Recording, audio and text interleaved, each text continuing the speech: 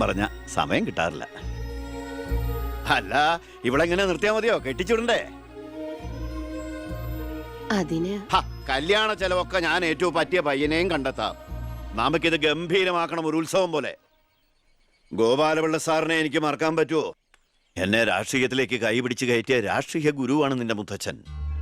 മരിക്കാൻ കിടക്കുമ്പോ ഞാൻ അദ്ദേഹത്തിന് കൊടുത്ത വാക്കാ, ഈ കുടുംബം അനാഥാകില്ലെന്ന്. എന്നാ ഞാൻ ഇറങ്ങട്ടെ. ഞാനെന്തോ മറന്നല്ലോ. മോളെ, പിന്നെ മോൾക്കറിയാമല്ലോ, നിരപരാധിയായ എന്നെ ഒരു കേസിൽപ്പെടുത്തിയ വിവരം. ആ പ്രതിക്കെതിരെയുള്ള മോളുടെ മൊഴി അതൊന്നും മാറ്റി പറയണം. ഞാൻ സത്യ പറയൂ. എന്റെ മുന്നിൽ വെച്ച് നടന്ന കൊലപാതകത്തിന് കൂട്ടുനിൽക്കാൻ എന്നെ കിട്ടില്ല. തെറ്റ് ചെയ്തവരാരായാലും അവര് ശിക്ഷിക്കപ്പെടണം. കുറെ കാലം എന്റെ വീട്ടിൽ നിന്നല്ലേ തള്ളയും മോളും. ഉണ്ട ചോറിന് നന്ദി കാണിക്കാൻ പറ ദേവകിയമ്മ മോളോട്. അമ്മ പറയില്ല.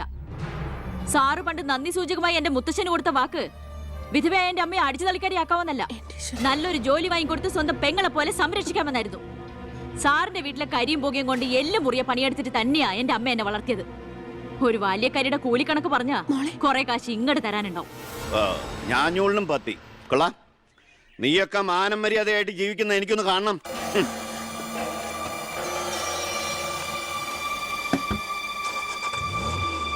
എടാ ഞാനാ.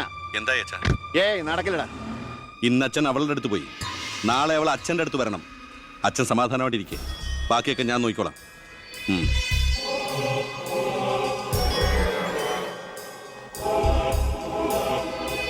ഞാനാ.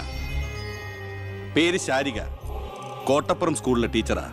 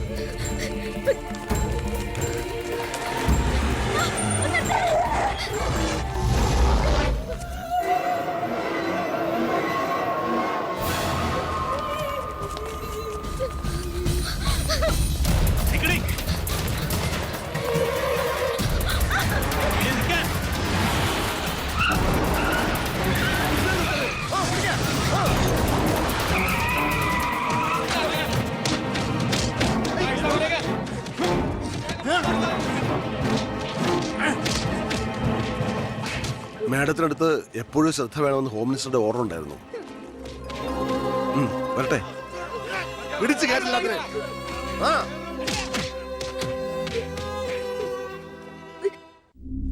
ആ ഗുണ്ടകളെല്ലാം മണിക്കൂറുകൾക്കുള്ളിൽ ജാമ്യത്തിറങ്ങിപ്പോയി സർ. അവർക്ക് വേണ്ടി ക്യൂ നിൽക്കുകയാണ് ആവശ്യക്കാർ. ഈ നാട്ടിലെ ഇടത്തരക്കാരും